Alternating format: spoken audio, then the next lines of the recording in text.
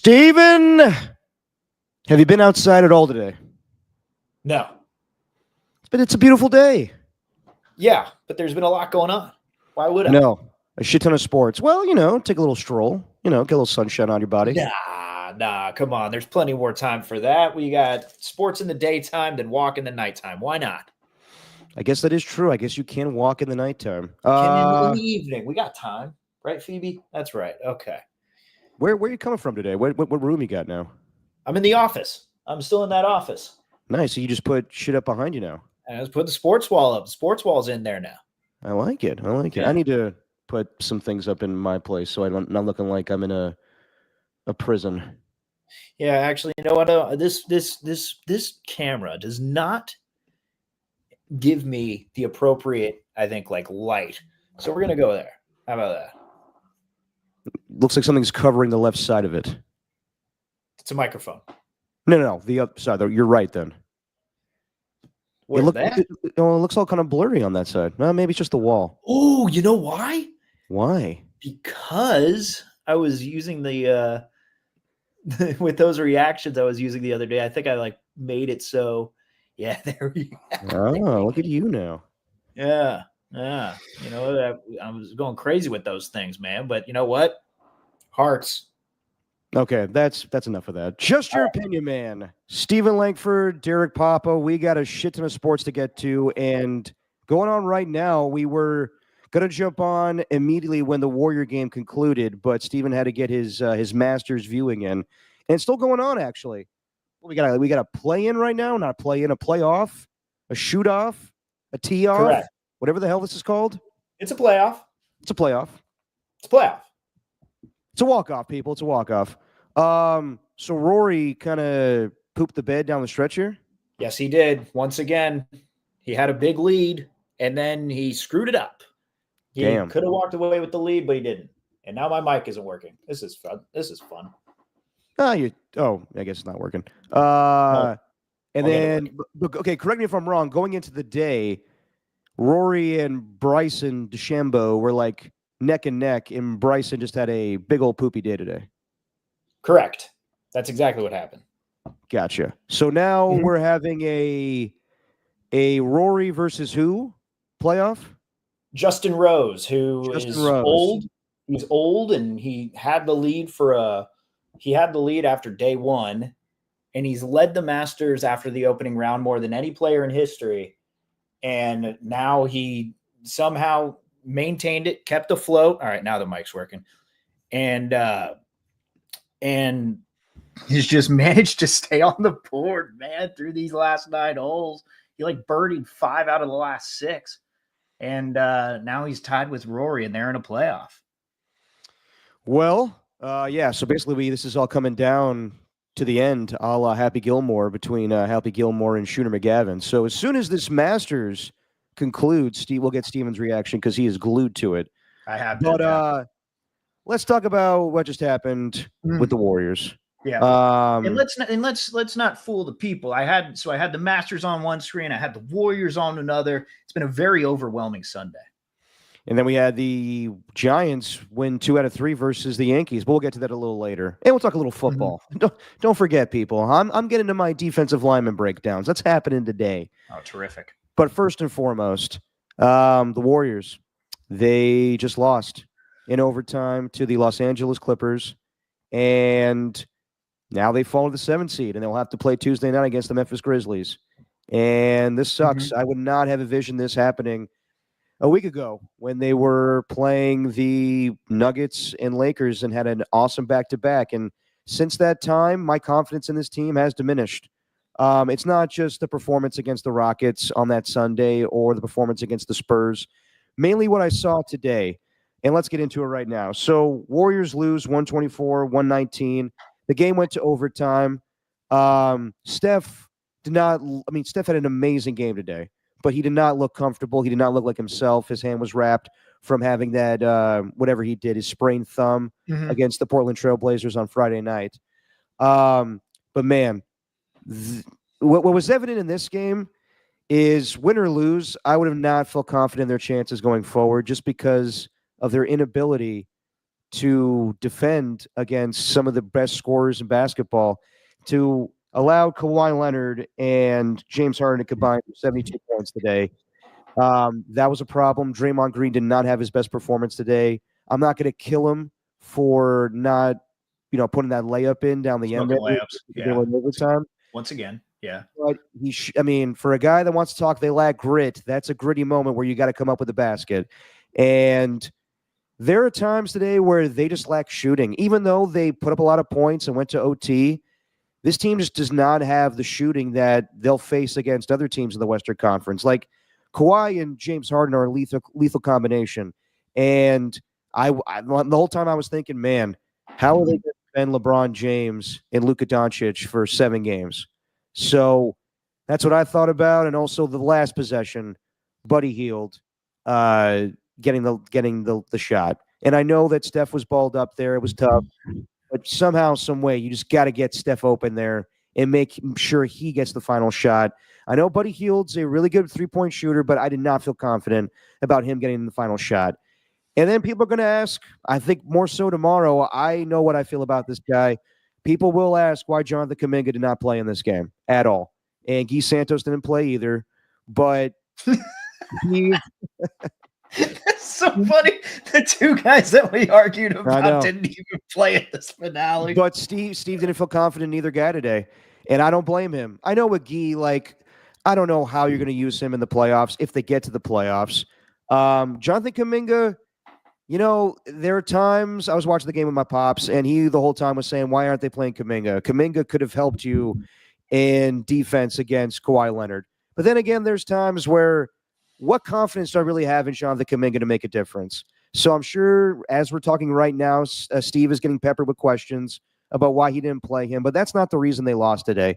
The reason they lost is because I think they have gotten by with Steph Curry being an amazing three-point shooter, and they played great defense with Draymond Green and Jimmy Butler, and Jimmy was awesome today, scoring over 30 points and getting to the line. But this team lacks the shooting that they've had in years past when they were championship contenders and championship winners, from Kevin Durant and Klay Thompson. Brandon Podziemski had a great day today. Moses Moody played really good defense on James Harden at times.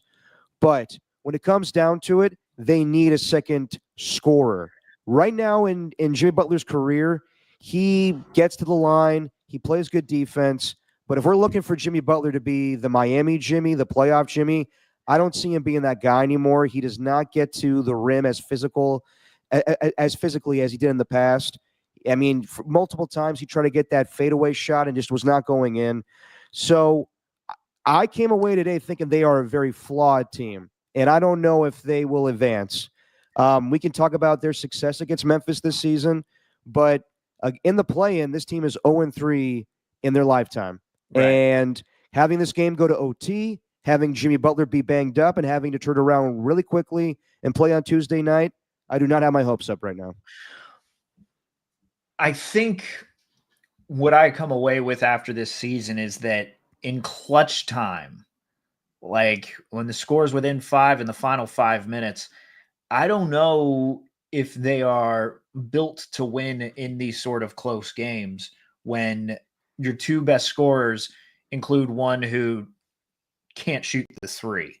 Like, you need that in today's NBA. Butler's been awesome, but they need someone else there who is automatic from the three-point line. I know Brandon Podziemski's been great over this past month and has probably been playing the best basketball of his career. And, if he has another season like this, he's probably earned himself an extension, like just a new contract out of that rookie deal. But as far as like the Warriors as a team, I feel like we've seen them blow a lot of other teams out. And oh my God, Rory, if you lose this, we've seen them blow a lot of teams out this year. Yeah. And we've seen them do it via, obviously you've mentioned defense. We've seen them, how successful they've been with that starting 5 with Moses Moody, Podziemski, Draymond, Jimmy Butler, and Steph Curry. But we've seen them blow a lot of teams out, kind of cruise, where it's like they're not so much fighting to get the win. They're more trying to stave off a potential comeback. But if they're in a situation right now where they're, say like they were in this one, down by 5 late, or it's a game that's even within 10 points, which it was for the most part. I know the Warriors took a pretty sizable lead, but then the Clippers kind of cut it back going into halftime. I still have questions about how they'll look in a 7-game series if they have to go through a series of clutch games. It's like, who's going to take that next shot? Because you can't have Steph Curry being that guy. Is Brandon Pajemski that guy? Do you want to put that much on a second-year player to have him be your primary scorer to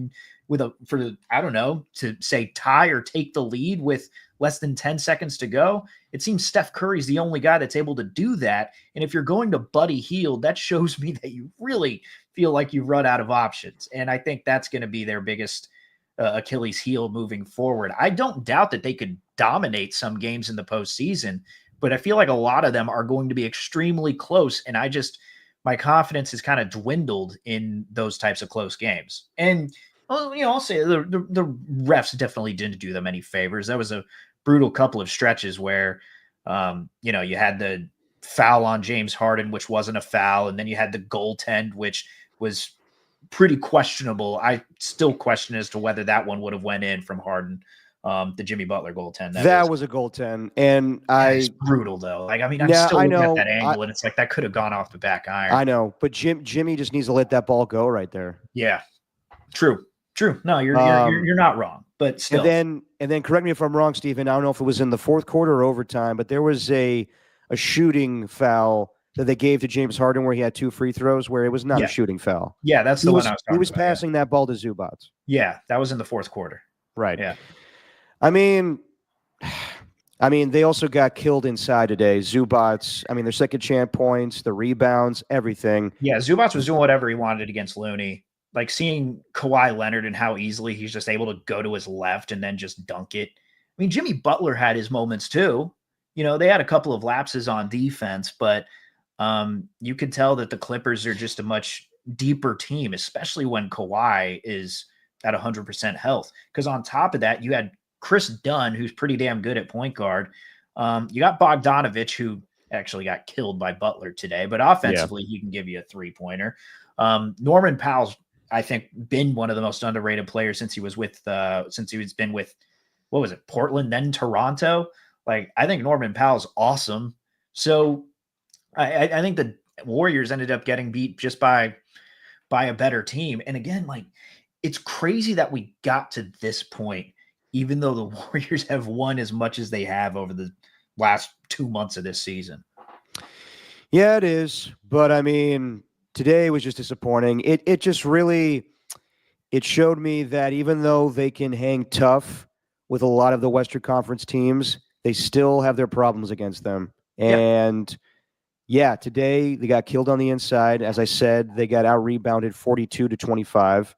And there was moments where I didn't think they needed to double team Harden or Kawhi Leonard at times. There was multiple times where either Jimmy or Draymond was guarding Kawhi Leonard, and then somebody else would come out too, like Steph Curry, to double team him.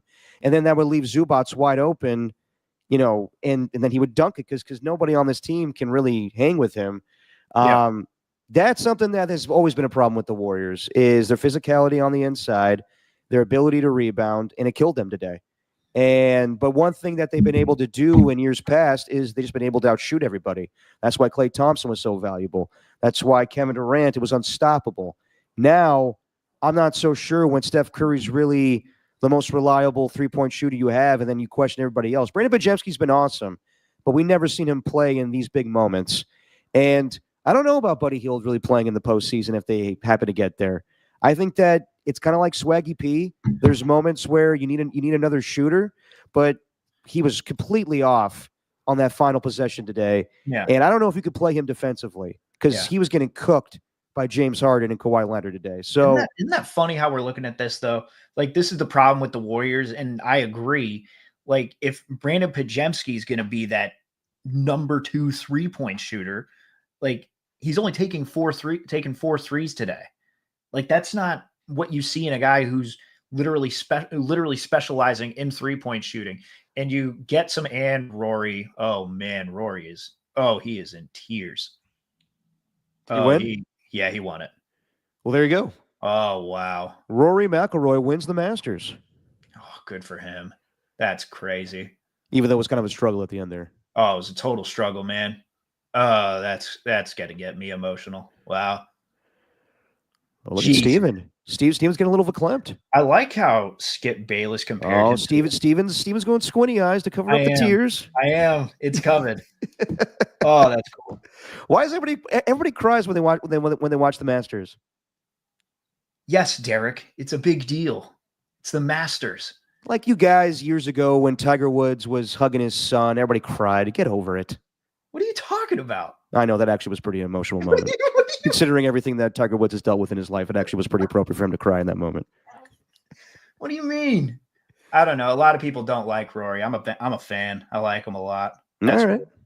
That's cool. Anyway, we'll go more in depth in a little bit here to get your reaction to this. Wow, that's cool. He just hasn't won a major in over 10 years, and he used to be like this prodigy. Wow, it's been that long? Yeah, dude. 2014. Ernie nails it, hits it on the nail here. Greg has never cried hugging Derek. Yeah, that's pretty accurate. If the Raiders won the Super Bowl, you guys might have cried together. Once upon a time. Now we'll just be now we both would be very conflicted. Back in the day. Yeah. So back to the Warriors though. Yeah. They don't have that bona fide guy who's going to get you a 3 at any time besides Steph. And that's a problem. It's something they're missing. And I can't believe we're actually saying that, because that starting 5 is so good if you're talking all around. You know, like we saw Moses Moody a few times today. I mean, I guess even when Gary Payton was on the floor too, not necessarily with the starting lineup, but where they're just surrounding the Clippers, suffocating them in the first half. You know, you do wonder if that's going to be sustainable like through all 4 quarters, but it's what they do. They bring energy, they rebound, they pass. They're very smart, but none of them are automatic from 3, and that's a real problem. It's a real problem. If only Pajemski or Moody had like Buddy Hield's 3-point shooting prowess, you know, like if they had that within their game, they'd be fine, but they don't. And that's something you're absolutely going to need in the playoffs. No, you're going to need that. You're going to need physicality and rebounding. And there's a lot of guys that are great, hustle players and 3-and-D guys. I thought GP2 was kind of out of place today with the size of the Clippers. Maybe like if the funny thing is, if the Warriors would have won today and they would have played the Los Angeles Lakers, I would have wanted Kuminga to play a lot in that series. And I don't know how you use him going forward. That's up to Steve Kerr, and it all depends on the matchups. Maybe he gets some playing time in the playing game against Memphis. But there were times where, I just felt like today, like Steph just kind of bailed them out. Like Steph was amazing today, but it felt like, wow, we're tied now. We really shouldn't be, because they're just kicking our ass. That's what it felt like for the majority of the game today, honestly. There was just rushed possessions. It didn't feel smooth. There was no cohesion on offense. There was a lot less ball movement. And, in the end, it was just like rush passes. Let's try not to turn the ball over. So many turnovers, too. It felt like I was seeing the same type of game against the San Antonio Spurs, where so many times they were trying to fit that ball into tight corners, and then someone was coming up with it on the other end. So the Warriors played sloppy. They played, honestly, their worst stretch of basketball with Jimmy Butler down the stretch here. And it's funny how you can look at this season and go, okay, what do we expect from them when the season starts? My expectations were, I don't know what yours were, Steven. I think you were on your honeymoon when the NBA season started. But I was talking about with Greg Silver when he filled in on the show, and I was saying how with the additions they made in the offseason to Anthony Melton, Buddy Hield, who else they get? Kyle Anderson. I thought that's not enough to move the needle for me. They'll be a play-in team. And then when they started 12-3, I was like, all right, maybe they're better than I thought they were. Maybe this 15-man rotation actually works out, and they're a top 3 seed in the Western Conference. And then reality set in, and they're not as good as we thought they were. And they're actually pretty bad. One of the worst teams in the Western Conference. They lose to the same teams that I keep mentioning, the worst losses of the season: Utah, Miami, Toronto. At that point, it was the lowest of the low. And Steph Curry is saying, I don't know how we get better. But then, behind the scenes, they really don't want Jimmy Butler. Then Steph Curry's calling out the media and saying how, Twitter fingers, you want us to get anybody you think of in a trade machine. Then they trade for Jimmy Butler. Then they turn it around, and then there's an amazing team now. And you think just maybe they can go back into that championship DNA and actually go on a run here with Jimmy Butler. And they could beat these teams in the Western Conference. The Western Conference is not as strong as in years past. You have a lot of inexperienced teams at the top, and OKC and Houston, and 3 teams that fired their coaches. So maybe, just maybe, they could do something here. And now I don't know what to feel, because I think they should be able to beat Memphis in a 7-8 matchup on Tuesday at 7 p.m. But I don't know right now. Memphis is a very physical team, and the last time they played them, the Warriors won. But Memphis hung in there, and they always play up for the Warriors. So I like to think the Warriors can handle business on Tuesday night. And then if they happen to win that game, they go on to beat Houston. I like the Warriors' chances against Houston, but also I've been sleeping on Houston. Houston's a young and physical team, and they have a lot more three-point shooting than the Warriors do right now. So I don't know what to make of this team right now. But if I had to say today, I don't think they're winning the championship. And my goals of them making to the Western Conference Finals, maybe that's too much. I don't know right now. I think maybe they can advance against the Rockets, but that's the limit I'll put it at right now. My expectations have fallen a lot for this team. Sure, but I don't know. Like, it could change. It could change. Like, just in an instant. Like, we've been overreacting to every little thing this team does. We almost treat this team like Jonathan Kuminga, and as in general, the way we talk about this team. Is he good enough? Is he not good enough? After he scores 30 points, oh my God, he's the star. He's going to be the next superstar in this league. And then he ends up not playing in the regular season finale. Like the Warriors, it's just so... I'm still going to maintain the same level of confidence that I had despite this last stretch of games. I still think that no team wants to face them in the playoffs. I don't think that I do think experience is going to factor in compared to, the youth of, say, the Rockets or the Thunder or even the Grizzlies, because they're still a fairly young team. I know they got a couple of veterans, but they're also there with an interim coach. I have full faith that they'll beat the Grizzlies. I got no problem with that. It's beyond that. Sure. Do I question it? Yeah, but my expectations have always been the same, where it's like, hey, could be a championship quality team. Yeah, they might be, but I've never actually thought they were going to win it. I'm never going to think like, oh yeah, this team's going to win the championship this year. I think they're going to do some damage in the playoffs. I think they could win the first round, but then when it comes to the Western Conference semis, then that's kind of where I'm like, I don't know about that. Well, let me ask you, how confident were you if they were to advance and they were going to play the Lakers in the first round, as opposed to now having to play the play-in and potentially move on to play the Rockets? Yeah, I feel a lot more confident playing the Rockets, if I'm honest. Yeah. Just with Luka, it's Luka. Like, I don't care what that last game showed us. I know everyone's very confident with the Rockets and that we're going to stop Luka every single possession, and he's going to go 0 from 3, and he's going to score a majority of points off free throws every game. I don't think that's going to happen. And you got LeBron in the playoffs too. LeBron always switches things on, and LeBron's a master at getting the most out of the officials when he's playing the Warriors. He's going to have at least one play per game. If they would have played the Lakers, he would have one moment per game where he acts like he just got shot by a shotgun. Yeah. Like he does love milking it when he gets hurt. He's the master manipulator, man. So I feel a lot better about playing the Rockets, who feel like they got to do this thing fair and square, and who feel like they have to do this thing with Dylan Brooks. I just want to see that matchup again in the postseason too. Yeah, I mean, I feel a little bit more confident playing the Rockets. I'll be completely honest, though. I wanted the Lakers, and maybe that wouldn't have been a good matchup, but I just wanted them because I want the Warriors to one time during this era with Steph Curry, Draymond Green, and Steve Kerr to beat the Lakers in something significant, because we still don't have that. And that pisses me off, where Lakers fans and Laker historians and former Laker players still don't look at the Warriors very highly because they look at it as like, that was when Kobe was gone and everything. Your championships. We don't really respect that. The Lakers have been dominant for decades. You guys had a nice little dynasty run, but that's not going to last without Steph Curry. We've gone from Elgin Baylor to Jerry West to Kobe Bryant to now LeBron James. I wanted that moment, but if I'm being completely honest, I don't know how confident I was in them winning that series. But we'll see if that still happens. I do feel a little bit more confident in the Warriors taking on the Rockets, but we're all acting like it's a foregone conclusion that they're going to advance against the Memphis Grizzlies. That's what I wanted to avoid. If they would have played the Rockets, I think it is.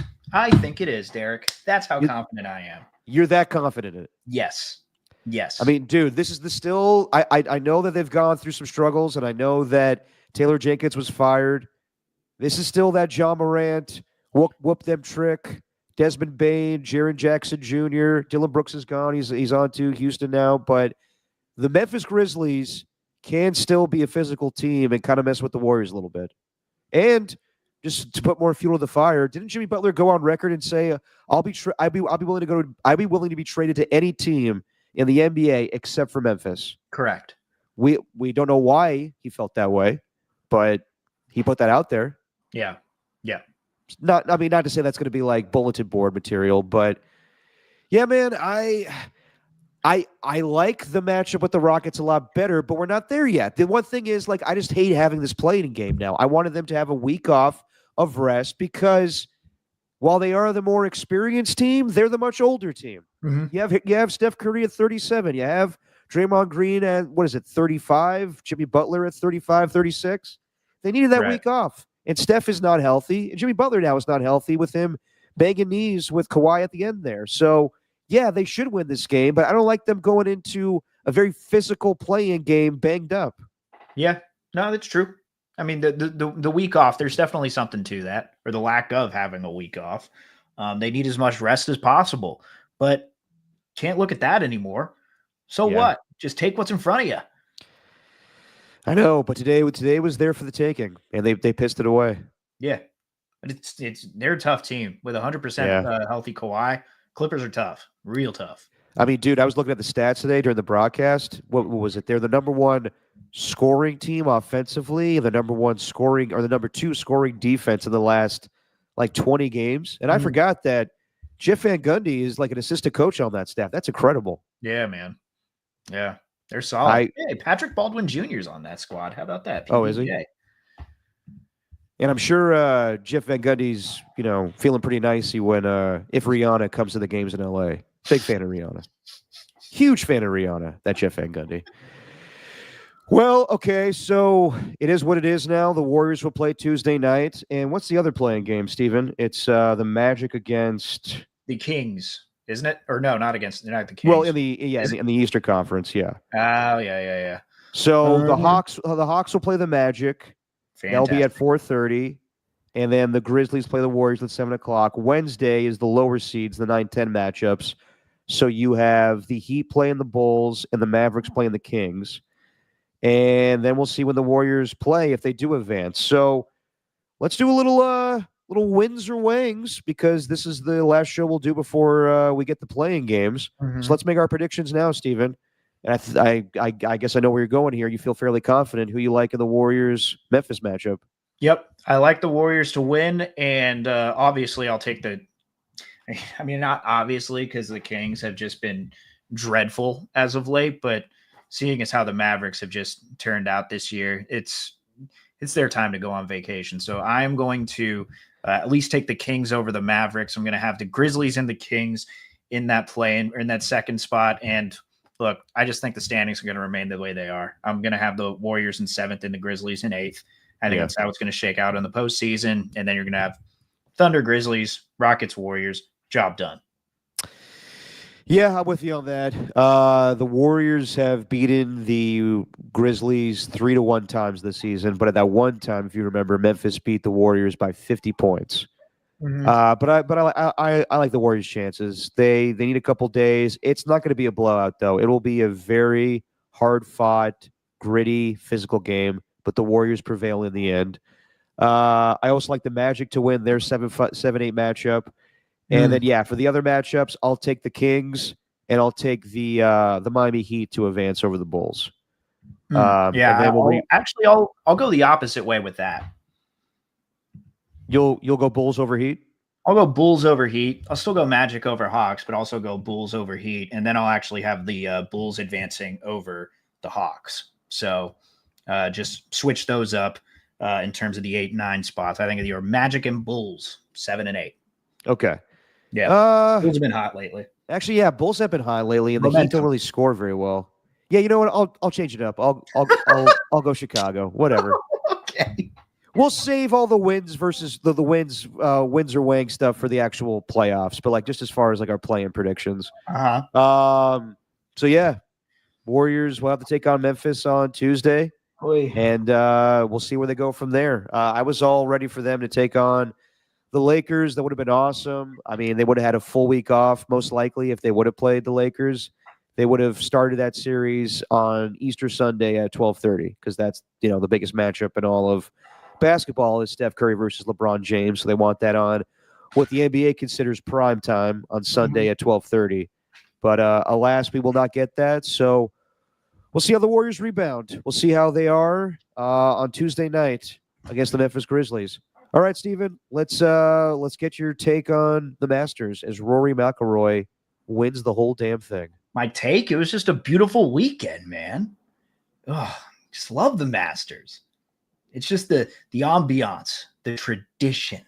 I know a lot of people don't like golf, but God, when you like really dig deep into it, you can kind of get lost in all the Masters stuff. But it's so cool that Rory won it because the first day, the first round, it was all about Justin Rose. Justin Rose was killing it. Scottie Scheffler was kind of his robotic Scottie Scheffler self. I actually thought there was a really solid chance he'd defend his crown.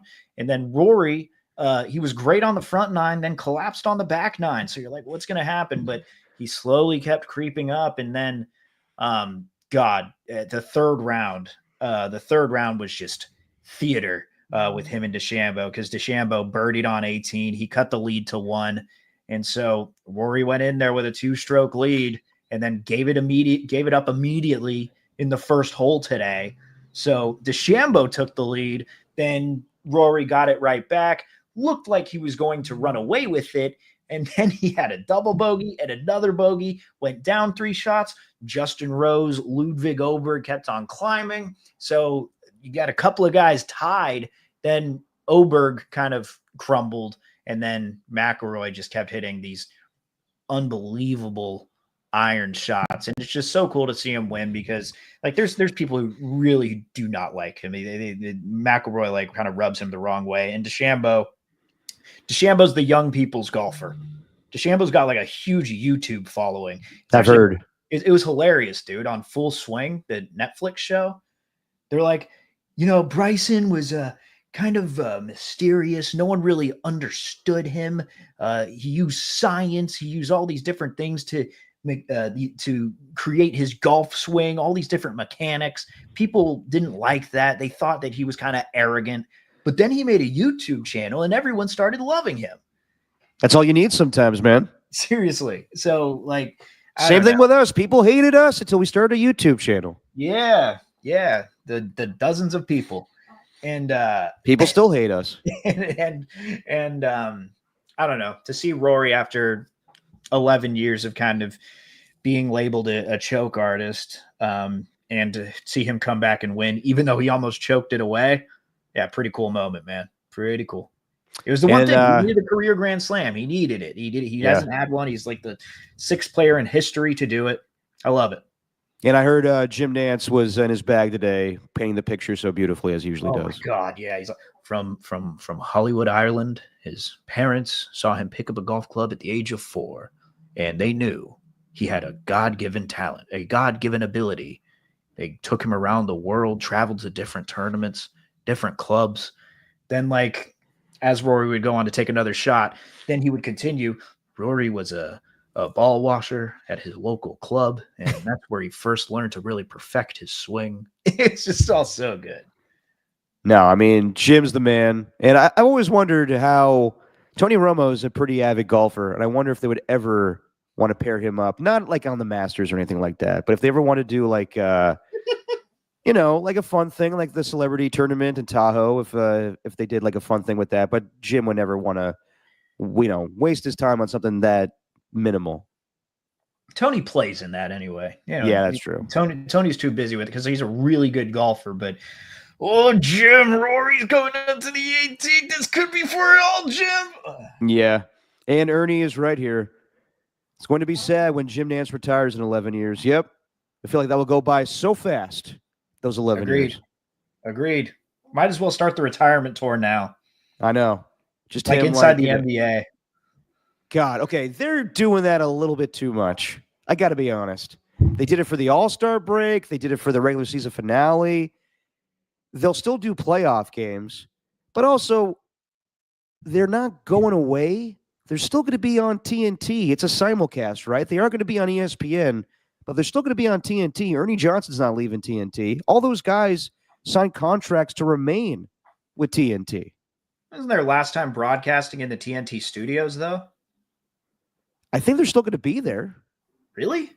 Because I don't know what I don't know what the whole significant change is, but they're still going to do like what wasn't there a whole thing like Charles Barkley signed a contract extension with TNT if I'm not mistaken, so they're still going to do like from what I read it's not going to be like some nights they'll do Inside the NBA as a crossover with ESPN and Stephen A. Smith will be incorporated in that, but from what I read they're going to do like Inside Sports where the four of them just bullshit about whatever. I don't even know anymore. Yeah, that's why I'm kind of like I really have no clue.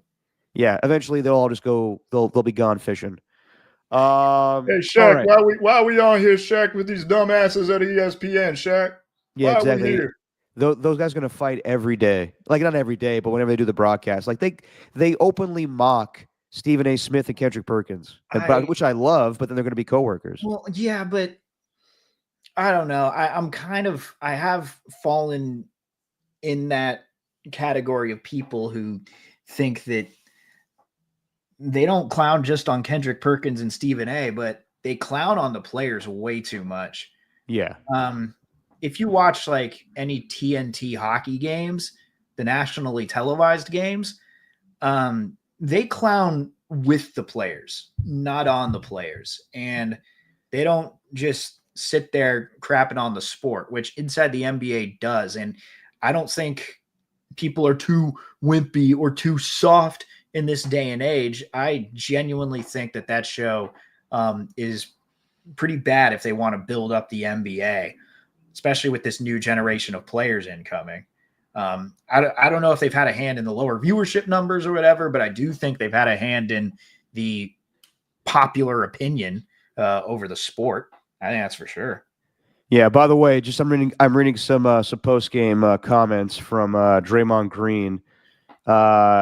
He says that he puts the blame on him for missing that layup. He says, I completely smoked a layup and Buddy missed a shot.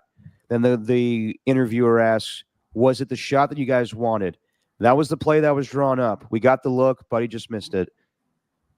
If that was drawn up, I'm sorry. I love Steve Kerr, but I have to question him on that. To give Buddy Hield the shot there, I do not like that whatsoever. That's overthinking it. That's reminiscent to me of, remember when Quinn Cook got an open look and shot against the Houston Rockets in a Western Conference Finals? Yeah, I was beside myself being like, why is Quinn Cook getting that shot? The same thing. I know Buddy Hield's way more accomplished than Quinn Cook, but for the life of me, I cannot trust Buddy Hield with that shot. Yeah, but you need another. That goes back to what we were saying, though. You need another bona fide three-point shooter that isn't Buddy Hield, because with how good Buddy Hield's been shooting the three, like in his career, not necessarily this season, you should like that play. You should like that call, because everyone knows the ball's going to Steph. Everyone on earth knows the ball's going to Steph. You got to have someone else who you could do that, throw that to. Clay probably would have been the last one to take the shot if Clay was on the squad. Definitely. It was funny. We were at the athletic club and me and my pops were watching, and there was this guy sitting next to us, and he goes, okay, if Steph's not open here, though, who do you go to? Yeah. And my dad, of course, goes, I don't give a fuck whoever is open. Steph Curry's getting the final shot here. And the guy's like, okay, but if you had to pick one guy, though, and I was like, it's not fucking happening, okay? If I had to pick somebody, it'd be Brandon Pajemski. But that's not fucking happening. You're giving the ball to Steph Curry. And the guy goes, well, if Buddy Hield's open, they may go to him. He's like, are you out of your fucking mind? And then, sure enough, that happened. The guy goes, see? My dad was so pissed, like, what the fuck do you know? And then we walked out of the bar. Wow. It was, that's I don't know. To me, that's disappointing. And I know I'm really overthinking it because Buddy Hield should make that shot. But my thought of him this season is he was really hot to start, and then he cooled off, and he's just extremely inconsistent. Yeah. As far as to the notion that they're too old to make a run in the postseason, this is Draymond Green's comments. We're not senior citizens. We're high-level basketball players. You train all year for this. No disrespect to senior citizens, by the way. We love our senior citizens, but we ain't there yet, so we'll be fine. Yeah. I have Draymond, my own. Go ahead. Draymond literally said after, which game was it? Which game was it after? Was it after the? God, I can't even think of which game it was. They won it, obviously. But he's just like, I'm tired. I think it was after they just got back. I think it was after they beat the Nuggets on Friday. Yes. Well, because that was a back-to-back and they were just fatigued. Sure. But when you're saying that, you're not exactly helping your case. Yeah, I know. Like, that's why we consider you guys a little older. It's because you're willing to admit that you're tired and you just want to go home. and to be fair, in basketball years, they kind of are. I mean, what's the average age in basketball nowadays? What are you talking, like 24, 25? I don't know. Exactly. And that's why I have my own skepticism, because the three best players are senior citizens in NBA terms. Right. So, yeah, I mean, they're like it's kind of like my guy from Craig Robinson from Knocked Up. It's like you're not old. You're just old for this club. You're not old for, the earth. Yeah, exactly. Yeah, I don't know, man. I think that they have the talent to move on to the playoffs, but I don't know if they have the youth. I'm being completely honest. I think that they should be the better team than most of these teams they play, but there are times where I question if they have the stamina than they've had in years past. They've looked like, even today, Steph looked just completely gone at the end of that game, and I know it went to double OT. And then you look on the other side, and I know Kawhi Leonard and James Harden aren't spring chickens, but they weren't as tired as those guys were. So, and by the way, Kawhi Leonard looks fantastic. I don't know if he'll ever be the Kawhi Leonard of old consistently. Like today, he looks amazing. Next week, he could look like, he's hopping on one leg again. But when that guy's on, that guy's on. I wouldn't be surprised if the Clippers make some damage in the postseason here. Hell yeah. Yeah. Hell yeah. All right. Little football, Steven? What do you got? I got a little defensive line draft evaluations. All right, cool. Tap in, everybody. Let's get into it. And to be fair, as I said in the prior episode, I'm not huge on knowing exactly if a guy is going to be great at the next level. But I looked at the tape, looked at the highlights, and I did incorporate a little bit of Dane Brugler's The Beast. Read a little bit on that. And I take his opinion into account here while I'm watching some of these defensive players. As far as Derek, I mean, I'm not to, you go first. I've made a realization about your evaluations here. Go ahead. Well, I mean, you're saying that you read up on Dane Brugler's The Beast, or you listen to Kyle Sims or Chris Sims say that Kyle Williams is going to be a really good player, and you factored that into your evaluation. So your evaluations are just based on the actual evaluators' evaluations. Absolutely, 100%. Okay, excellent. I value other people's opinions more than what I see. Okay, all right. And I'm not afraid to admit that. Okay. But I looked at the defensive linemen, and 49er fans should pay attention, because most likely I think that's where they're going at 11. Now, you could say they can go offensive line and draft, what's his name? Armand Membu, the guy from Missouri. I doubt he's going to be there at 11, though. I think he's going top 10, maybe even the highest rated, or the first picked left tackle in this draft if it's not Will Campbell. But as far as the defensive linemen, you have a lot of good pass rushers, but let's start with the defensive tackles, because I think that's where the Niners need to go the most because currently I don't think they have any starters on their defensive line besides Nick Bosa. You can make the argument that Yatir Gross-Matos will be the starting defensive end opposite Bosa, but I think that's not very good. I think he should be. Sailed. What's up? That ship sailed. Well, if they don't have any options, that might be the guy. But I think in a perfect world, Yatir Gross-Matos and Leonard Floyd are rotational pass rushers on third down. They shouldn't be starting games. Well, Leonard Floyd's gone, right? So I know, but what I was saying, though, was like last season, that's how they went into the season with Leonard Floyd starting opposite Bosa, then, Yatir Gross-Matos rotating in. That right now, you would have your starting defensive line would be Nick Bosa, Yatir Gross-Matos, Jordan Elliott, and I couldn't even tell you who the other defensive tackle is right now. So Malik Collins? Yes. But I never thought those guys were starters. I thought they were second string D tackles. So not only do the Niners need to find better players, they need to find rookies than the current veterans they have right now. But just to go through the defensive tackles, everyone loves Mason Graham. This guy from Michigan, 3 technique. He was awesome in their championship run. What are you laughing about? I said 3 technique? Yeah, just the first thing that comes out of your mouth. He's a 3 technique defensive tackle. That's what he is. Oh, sick. Plays the 2 gap. He sheds the guard. The thing about Mason Graham is he really flashed these last 2 seasons. I mean, it really wasn't what he did last season because he had so many good players around him. And when Michigan won the championship, it was this last season where they weren't particularly great, but defensively, it was because of Mason Graham. I mean, he's got good play recognition. He kind of like he calls the snaps out before, at the line of scrimmage. He knows what the offensive linemen are doing. He doesn't get a ton of sacks. He's not that type of guy.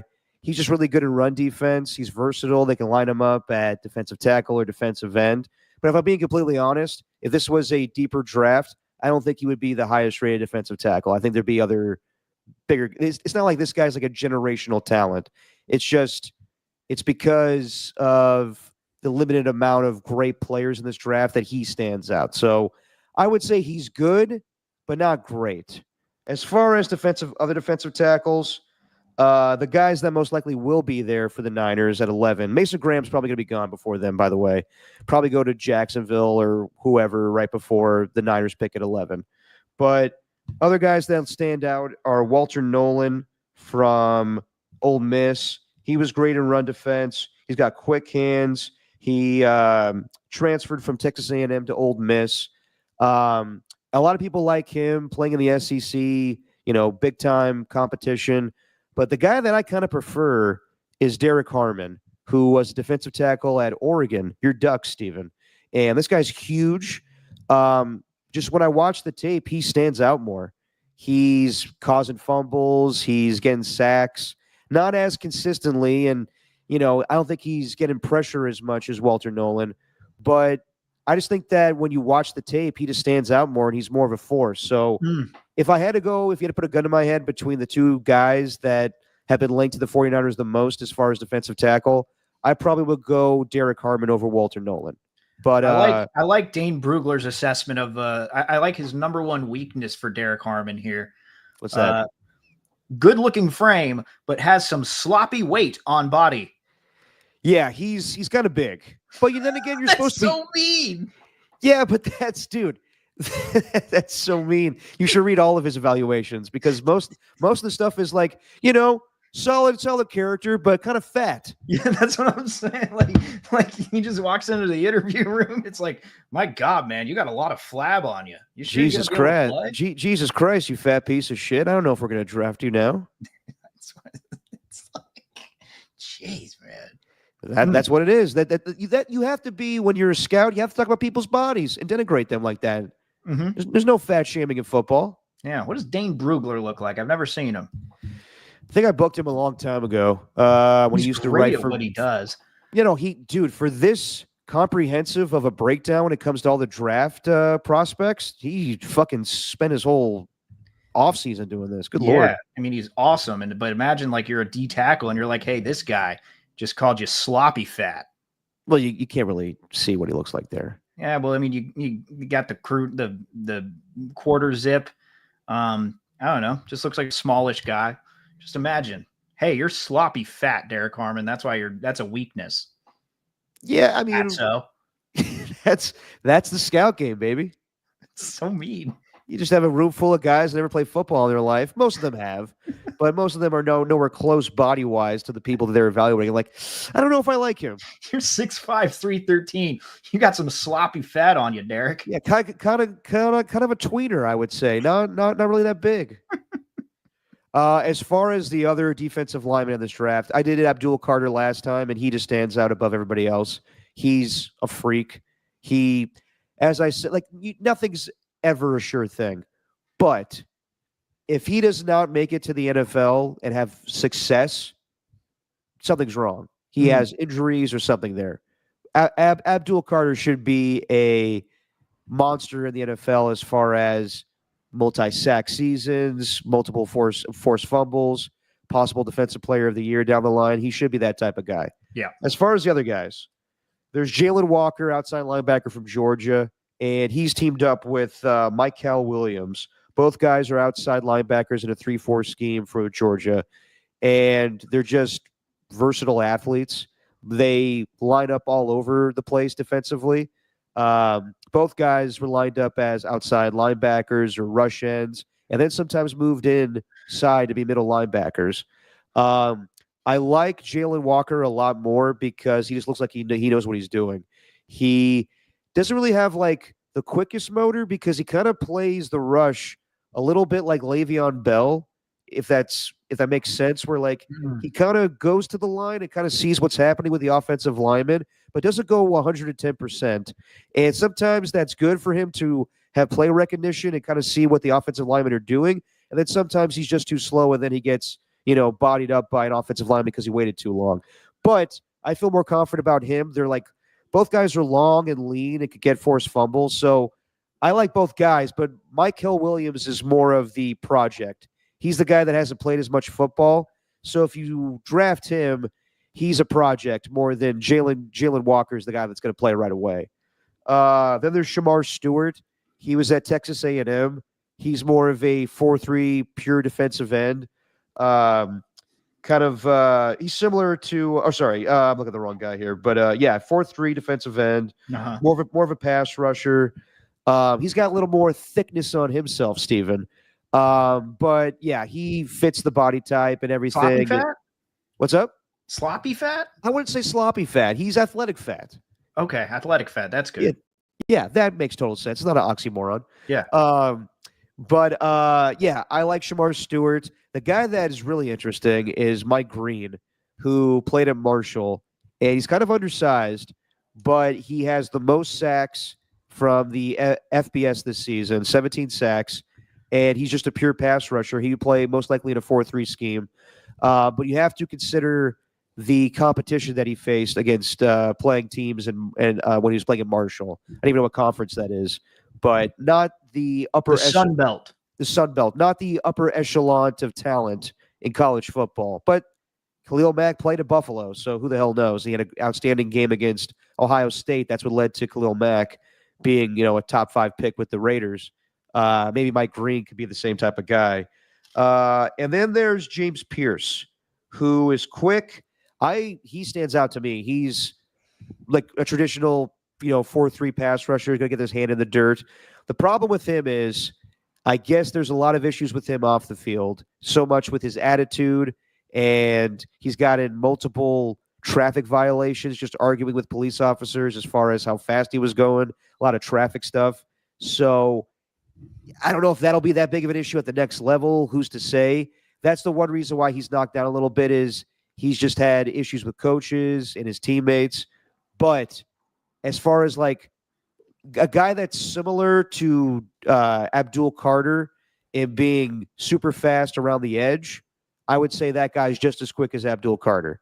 And who else do I have? Nick Scorton defensive end with Texas A&M. Not Scroton, Scorton. He is a little, I wouldn't say sloppy fat, but he's kind of thick around the waist, which is something that I think Dane Bugler brought up. So he's probably the least on my list as far as defensive linemen, but it's pretty deep this year. So the 49ers will have a plethora of guys to choose from at number 11, and that's the position I think they need the most. So I would look for defensive linemen as I bore Rock a New Era with draft talk. He's leaving already. Come on, Rock a New Era. Has some bad weight on his frame. Yeah. Poor Scroton. Yeah, or Sorton. Whatever. Not Scroton, Sorton. Look, I'm going with Scroton. I'm sure I'll screw that up a lot. Yeah. Good Scroton. Yeah, good looking Scroton there. So there you go. Those are my evaluations of the defensive lineman. Tremendous. Yes. You're not going to get that analysis anywhere else in written that all down. Football. I'm sure you have, Steven. And if you don't like my opinion about these draft prospects, well, I got good news for you. Steven, you're off next weekend, right? You're going on a trip? Yeah. Wait, what? Oh, yeah, I'm going to a wedding. Well, there you go. So next weekend, I'm going to be joined by draft expert Nicholas Papa. Nick Papa, my little brother, is going to join me on the podcast because he's been boning up on the draft a lot more than I have, and I trust his opinion when it comes to the draft. But just in case you're not a believer in Nick Papa, that's cool. Larry Kruger is going to join me as well to talk about the draft. So nice. I think he knows what he's talking about. Nice. As far as news in the NFL, not a lot going on right now. Don't worry, Ernie. Don't worry, Ernie. We'll get Tommy Call on eventually. He's going to be part of our 49ers roundtable, so we may get him on after the draft just to evaluate who the Niners selected. But as far as QB news, nothing with Aaron Rodgers yet. But some people were maybe thinking that he was going to show up for the Pat McAfee big night out in Pittsburgh, but that did not happen at all. So I'm assuming we got 2 weeks left until he's got to come up with some decision. Otherwise, the Pittsburgh Steelers got to move on with somebody at quarterback. But Joe Flacco signed with the Cleveland Browns, but that was just a one-year deal for $4 million. And it makes sense because Flacco had success with the Browns 2 years ago when he was comeback player of the year over Damar Hamlin and got the Cleveland Browns to the playoffs. But a lot of people thought that was going to be Kirk Cousins taking that job as the starter in Cleveland. And I thought Joe Flacco would have been a good spot for the Vikings to back up J.J. McCarthy. But I think Joe Flacco sees that Kenny Pickett's the only healthy quarterback on the roster, so that gives him good odds to be the starting quarterback there in Cleveland. However, when he signed a contract for 1 year, $4 million with the incentives to get to $13 million, that's not really starter money. So the Browns have some wiggle room here. They could try to go get Kirk Cousins after the draft because that's supposedly when Cousins is going to waive his no-trade clause. But they could also just, tell the Falcons, we want Kirk Cousins. You guys, you're really going to pay that much money for a backup quarterback. We'll take him, but we're not taking on all that salary. And now if the Falcons don't play ball with them, they can just be like, fine, we're good. We got Kenny Pickett. We got Joe Flacco. We're good to go into the season. I would feel incredibly confident in that. I still believe this doesn't preclude you from making a move for Kirk Cousins. But then again, your quarterback depth is going to be, 36-year-old or 37-year-old Kirk Cousins. I might be aging him by a lot there, but in his late 30s. And then you got 40-year-old Joe Flacco. And then Kenny Pickett as the third string guy. And then, waiting for Deshaun Watson to retire or whatever the fuck. I don't know if you would do all that, but I just thought the whole thing was interesting with the Browns signing Joe Flacco. Interesting is an interesting word to describe that. How would you describe it? Just convoluted or not really interesting at all? The most uninteresting thing I could think of is the Browns quarterback situation right now. Fine, Steven. Okay, what about this? I'll throw this at you. What about Derek Carr possibly being not healthy for the 2025 season? That's the only thing. Do the Saints move up in the draft? Do they maybe try and trade up? Hmm? Well, that's snag one of those quarterbacks. Possibly, maybe a guy from Colorado State. Maybe that guy. Yeah, I don't think they would have to move up. I think at this point, it sounded more and more likely that the Browns don't draft Shador, the Giants don't draft Shador, the Raiders don't draft Shador, and then we'll see what the Saints do at number 9 because, yeah, as it was announced on, I think it was Friday when we got this news about Derek Carr. Derek Carr has issues with his shoulder, and he may need surgery, which could possibly keep him out at the start of the 2025 season. I thought, like, well, that's crazy. How long does he have this shoulder issue? And it wasn't an issue this last season. The injuries that he had that kept him out last season was his oblique issue and his hand. And now the shoulder issue is coming out of nowhere, even though the Saints are saying they were well aware of this for quite some time. It's just now coming into the light for everybody else. So, yeah, Kellen Moore, when he was introduced as Saints head coach, was non-committal on Derek Carr, and now this could be an excuse for them to draft the quarterback of the future if they feel, not confident about his status towards 2025. But we don't even know if Derek Carr is going to have surgery. He could just play through it. We'll see what happens, but definitely something to monitor as we get closer to the draft. Yeah, man. Why not trade up? Waste a pick. Who cares? Like, I think the Saints are in no man's land when it comes to their quarterback right now. Spencer Rattler's not the guy. Jake Hayner's not the guy. Derek Carr is not the guy. So go get yourself a rookie quarterback and don't just wait on the off chance that Shador might drop to you at 9, because I think we could see potentially another team, I don't know, go up and try and snag him. I don't know who that would be, but like, if you're looking at the Raiders as a cautionary tale, do not wait. If you feel like you have a quarterback that you like, go up and get him. You invest, even more than just a first rounder. I'm kind of a big believer in that, and I really don't think the Saints are going anywhere fast, no matter what they even do in the draft here. The 9th spot's a really tricky one. They can probably get a good defensive end or lineman, whatever, as you just mentioned, but they need to get a quarterback. Yeah. If I was them, I would trade up. That's if I was them. Yeah, when you're for me to say, when you're in the NFC South and you are playing, not much younger quarterbacks, but you're facing Michael Penix now twice a year. You got Bryce Young, and Baker Mayfield is the best quarterback in that division by default right now. Yeah, you may need to upgrade over Derek Carr, and people have been very. I mean, the fan base doesn't like Derek Carr. I don't know if Kellen Moore digs Kellen Moore digs Derek Carr. They played against each other in college, but I always thought the season was going to be where Kellen Moore evaluates the roster and then changes everything the next season. And the Saints are really in salary cap hell right now. They still have a ton of players on the roster that I thought they would have cut by now to free up some space. But yeah, Derek Carr is very costly, and I would think most likely this is his last season with the Saints, so they may do the Alex Smith to Patrick Mahomes thing here, where just keep Derek on the roster, but draft Shador, and then the inevitable comes where they move on to him. So I think that could happen. We'll see what happens, though.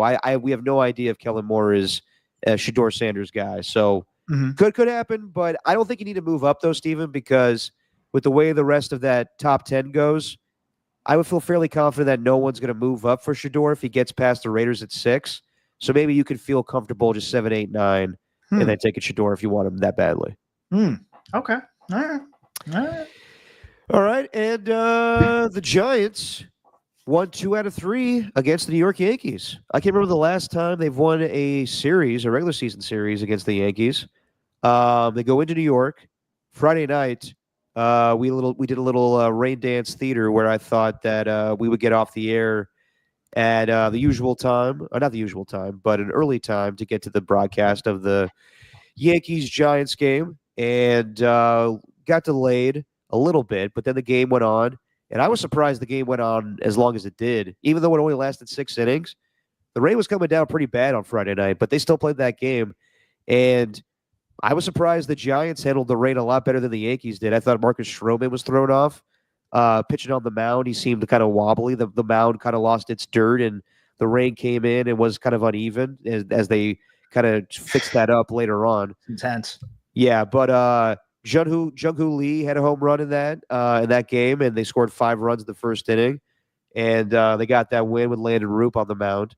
I think it was Landon. Was it Landon Roop on? No, sorry, it was Robbie Ray on Friday. Ray on Friday. Mm-hmm. Then Saturday, Giants, lose that game 8-4.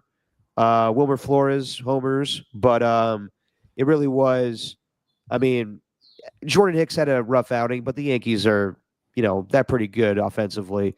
I guess the biggest positive to come out of Saturday's game was Camilo Duvall came in, and even though he had one wild pitch, they were losing the game, and it was the bottom of the 8th. But at least it wasn't. At least he didn't have a terrible outing when he was walking everybody and couldn't find the strike zone at all. And then today, Jung-Hoo Lee homers twice, and the Giants are down 3-0, and they come back to win that game 5-4. So yeah, 2 out of 3 versus the Yankees. Say the Giants are playing pretty good baseball right now. And John Miller had one of the best calls of the season in that first game. Trying to jam him with those first couple. That ball is blasted right center field, way back there. Goodbye. Jung-Hoo Lee finds the bleachers in right center field in his first game at Yankee Stadium, and the Giants have a 3-0 lead.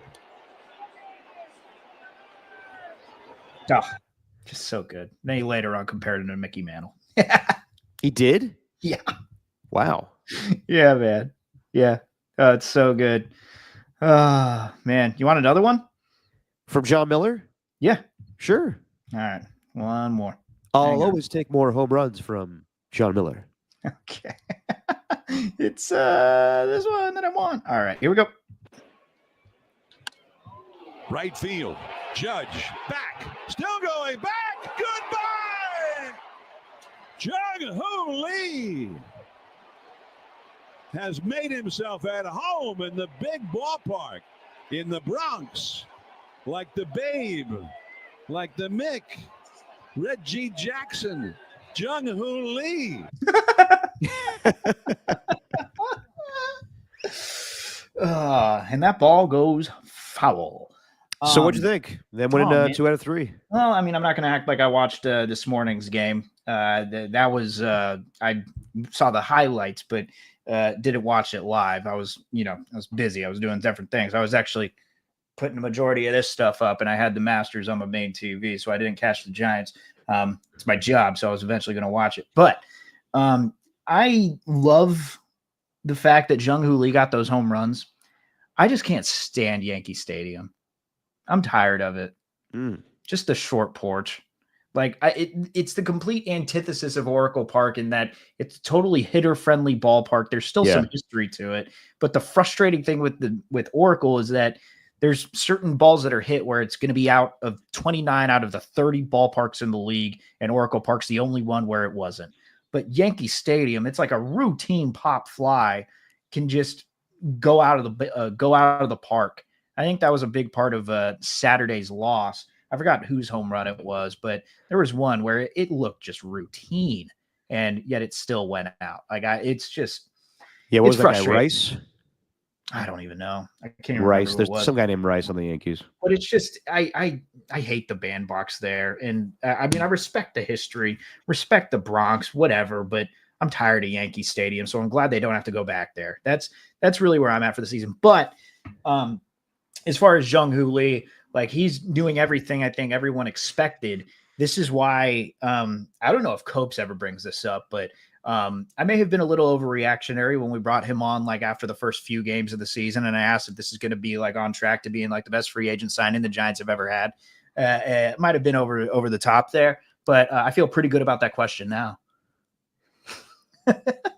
Including Barry Bonds? Not including Barry Bonds. Okay.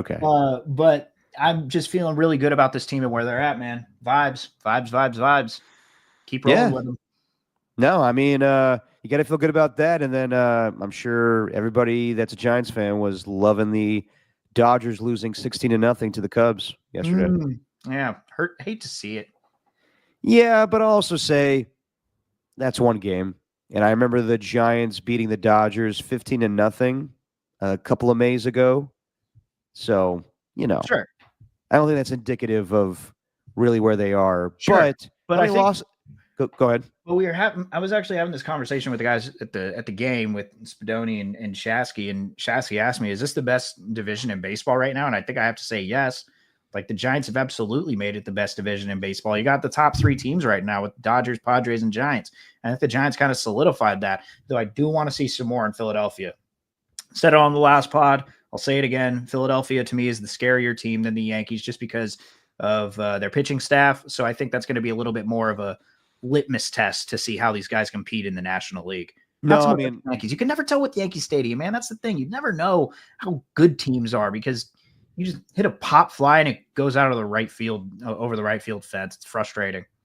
Yeah, I mean, I'm with you, Steven. I think that I thought coming into the season that the NL West was the best division in baseball, just as far as the competitive nature of the Dodgers, the Diamondbacks, the Padres, and I put the Giants in that category. The only team that is nowhere near the rest of them is the Rockies. So, yeah, I think that the Giants are interesting right now. I'm not ready to say I think it's very early in the season. Obviously, we've only played like 16 games or 15 games, but they're different. I just don't know if they're playoff different, but they're definitely different than a season ago. And yes, the Phillies will be a very good litmus test as they face them and the Los Angeles Angels of Anaheim this weekend, who are surprisingly, I still think they're in first place in the AL West, if I'm not mistaken. They are. Okay.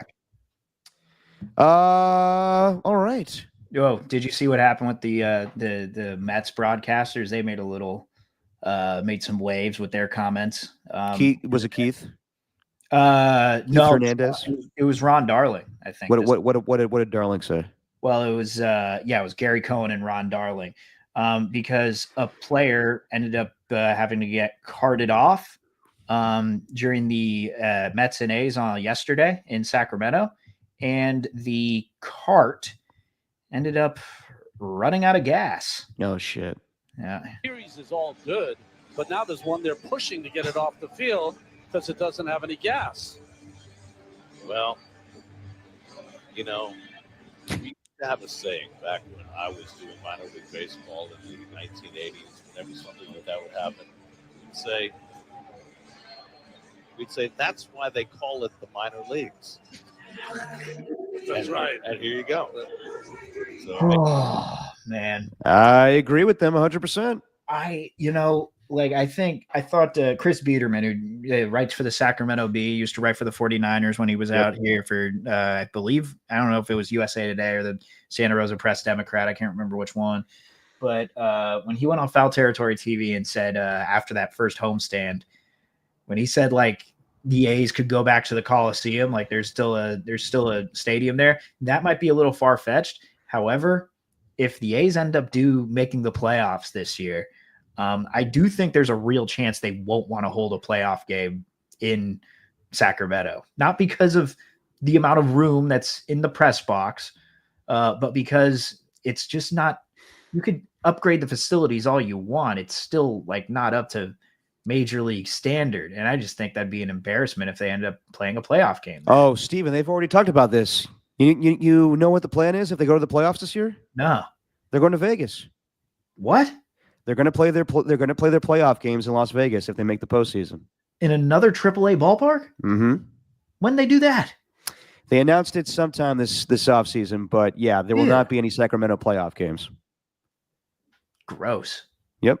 How about that? You play your entire season in Sacramento for those fans that paid money to see that team, and then if they're successful, we're taking the team where we want them to be, where it says on the sleeve, we're going to Vegas, baby, in that hot ass minor league ballpark.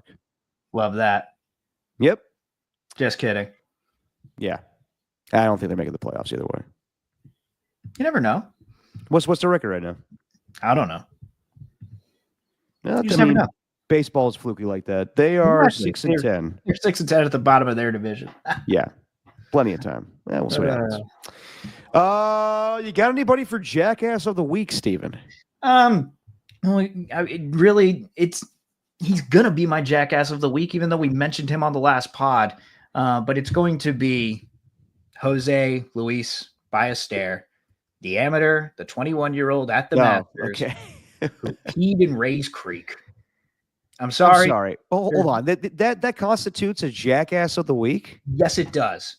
You do not go to Augusta National and pee in the hallowed creek of Rays. You don't do that, Derek. And you don't admit that you did that.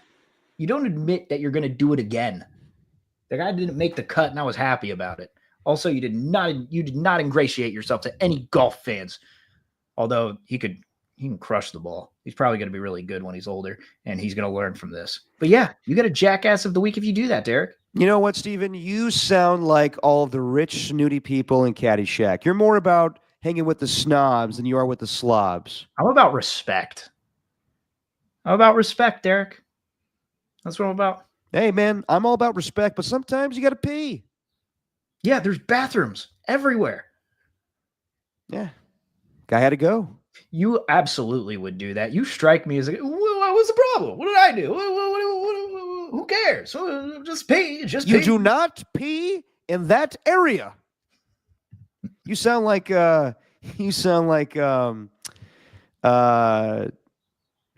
in Godfather, where you do not pee in Hollow's ground. Mm-hmm. Michael, you do not talk to Mo Green like that at all. There's rules.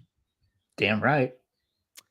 You're probably right. You know golf way more than me, and that probably was a big faux pas, a big you shouldn't be here anymore moment. Correct. But I think it's hilarious. It's very Ty from Caddyshack. So yeah, I'm down with it. Mm-hmm. Mm-hmm. It's hard to pick a jackass of the week, and I really don't know if I really have a concrete one. But just to think of the week, all right, I'll go with this guy. I'll go with Ja Morant, just because, not because of the finger guns, but have you seen this new celebration he's doing, Steven? The grenade?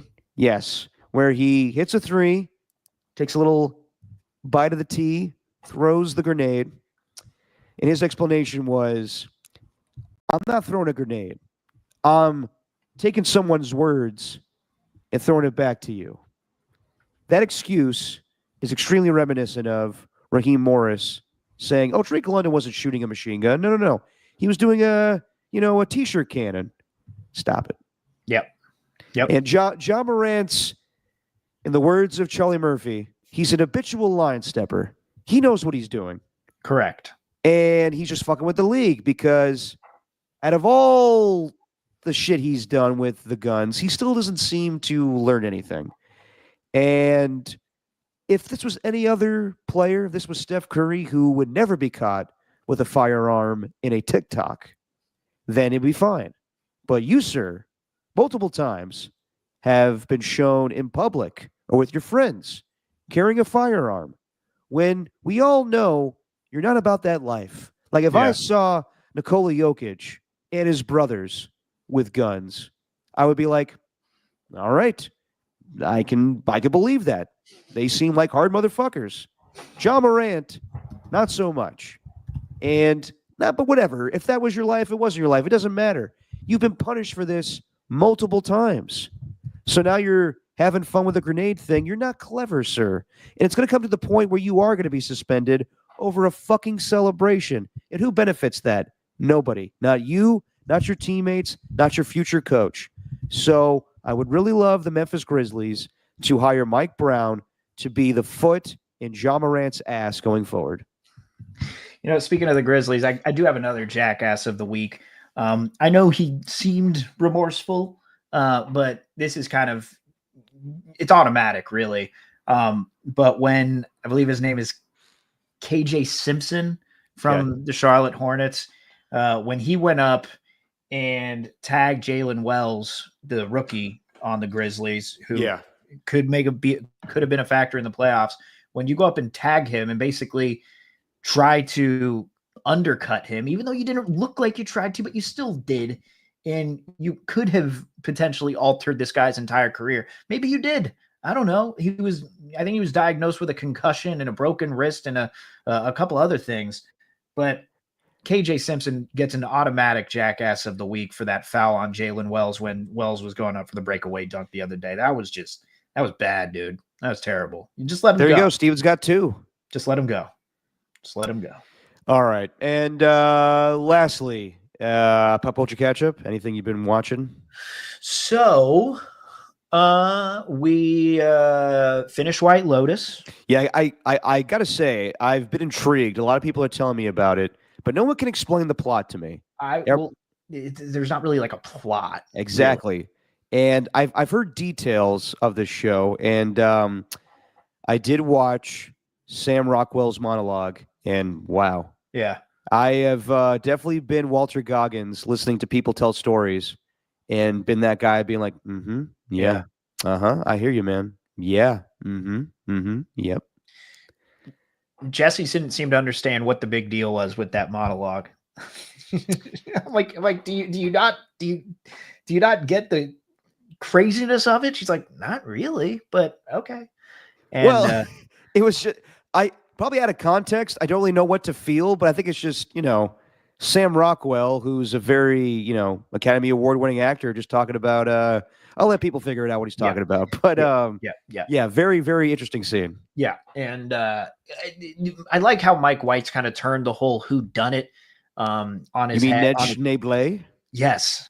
Whodunit on his head, and now he's turned it into the who is it? Because each season it shows a character dying, but you don't know who it is. So it is kind of Clue-ish. Oh yeah, the entire, but it's a slow burn. But I thought the last season was pretty good overall. I think it got more run on social media than any of the previous seasons. I still think the first one was the best one, but that's just me. Yeah, people have said, just watching social media and friends that watch the show, the other seasons were better. This one, kind of crazy, not as interesting, kind of boring, but very mixed reaction to the ending. It's also gotten a lot of run after the show because of the drama around it, Derek. Jason Isaacs, the guy who plays Lucius Malfoy, he's in it. Yeah. He basically said that there was a lot of off-screen drama with the cast, and there's also some rumors out there, and I don't want to spread them, but I'm going to mention it because I'm already spread it on, baby. I'm already dug too deep here. But the rumors is that Walton Goggins and his on-screen partner had relations in real life, and I think Walton Goggins is married. That's just a rumor. Wow. So like that's a big thing going on. So the discussion's gone beyond the show, Derek. It's more about the cast. People are more interested in the cast than they are the actual show. I'm kind of convinced of that. Damn. So who was the guy on the Lakers that outed D'Angelo Russell for sleeping around with I can't remember. Yeah, who was that? D'Angelo Russell was Nick Young? Yeah. Was it Nick Young? Swaggy wait. P? No, sorry. It was D'Angelo Russell did an interview outing Swaggy P about him sleeping around on Iggy Azalea. Right. That's what it was. So this guy's Jason Isaac? Is that's the actor? It wasn't Jason Isaac who created that rumor. That's a totally another one because like the girl like blocked Walton Goggins on Instagram. It's a whole thing. It's turned into that. I like Walter Goggins. He's great, man. Walton Goggins is awesome. You see a lot of his dong in Righteous Gemstones. Do you? I've seen. He says it's a dong double. Of course. I used to. Well, some guys are proud of their dongs. I think I'm like the only person who's in the world who's a fan of Major League 3 and Walton Goggins. Back to the minors, and Walton Goggins' character can't help but hit the home run. So he's working on getting a base hit, and the way they make his base hits look, the ball completely bananas. It looks so unrealistic. Yeah, but it's awesome. Kind of like Kevin Spacey throwing a first pitch in House of Cards. Yes, exactly. So there's that. There's Paradise, which I finished, and I think I already mentioned it, but the penultimate episode is one of the best episodes of TV I think that's out there right now. It's real scary. And then scary, huh? Yeah, because of how realistic it is. Not like jump scary, but scary as in it's going to make you think if our world leaders don't start taking science seriously. And then what's another one? Science rules. We just started The Pit on HBO on Max, which is the hospital show, which is very realistic, very gritty. I'm all about it so far. We watched like 4 episodes last night. And we also watched Juror Number 2. Oh yeah. Who's the main character? I'm forgetting, but there's a lot of people in it. J.K. Simmons and Toni Collette and actually from White Lotus, Leslie Bibb is in it. I forgot who the main character is though. Can't remember his name. Yeah, the guy that's he's playing Lex Luthor, the new Superman. Exactly. He was in Mad Max Fury Road. Yep. The guy who spray paints the silver stuff all over his face. What a lovely day. Yeah, that Go to guy. Valhalla. Him. So yeah, juror number 2, fantastic. Clint Eastwood, right? Yes. And then if we're going to like, I don't know, say music, watched a little bit of Coachella Live this weekend, and the guy Benson Boone, who did the "Hey, wait," that song, not the Nirvana song. I made that sound like Nirvana. Yeah, I know. That sounded like Heart-Shaped Box. No, the one who's the Beautiful Things singer. These beautiful things that I've got. It's kind of it's very poppy. It's a super popular song. But he is, I'm not like the biggest fan of his music or that really of his voice, but he did a version of Bohemian Rhapsody where he ended up bringing out Brian May to do the guitar. Oh, okay. That was sick.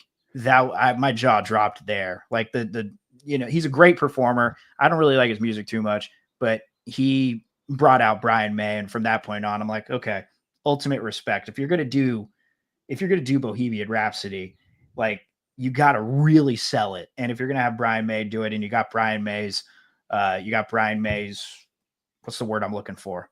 Approval. Yeah. And you know what? How am I going to disapprove of that? As big of a fan as I am of that song. So shout out to him. Also, Bon Iver came out with a new album. So shout out to him too. Nice. Can I, you brought up Major League. Could I be completely honest? You don't like it?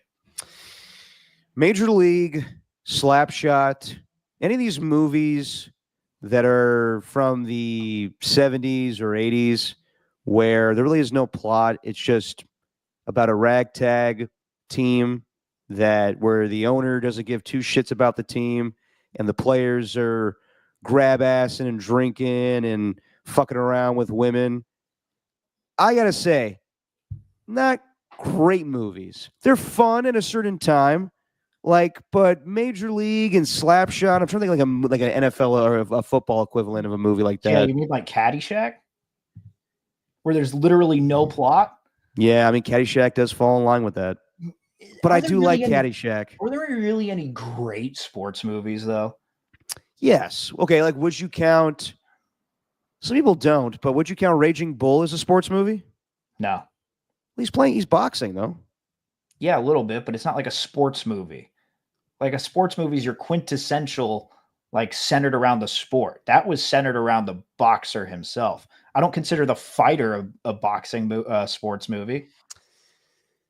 Yeah, but I mean, he's still boxing, though. It's still the exact same thing, and that comparison just dunked on you, dude. You got nothing on that. Well, the Caddyshack was apt because that's basically, I'm Vince Carter. You're that guy from France. Boom. I don't know. I just like they're good movies. They just, they're very 80s where there is really no plot and you see tits, which is nice. There is a plot. What are you talking about? In Major League? Not really. Yes. You have this ragtag group I just said that. Yes. And then they suck and then they're good. Even though the owner gave up on them and wants to sell the team. That's Slapshot. That's kind of the replacements a little bit, like with the Keanu Reeves movie, which I think is a solid flick. Sure. No one's saying they're great. I'm not saying they're bad. I'm just saying like they're kind of cliche, but not back then. They were, that's kind of what sports movie is. Every sports movie's cliche. Yeah, I guess you're right. It's like if you really think about it. Yeah, good point. I mean, like my favorite sports movie is Rookie of the Year. Yeah, but that actually has a plot, and that actually is a good movie. I think, honestly, okay, you want to know my favorite baseball movie of all time? For the Love of the Game. With Kevin Costner? Yes. As the pitcher? Yes. That movie it's unlike anything I've ever seen where it goes through a guy's career really fast in flashbacks, but it focuses on.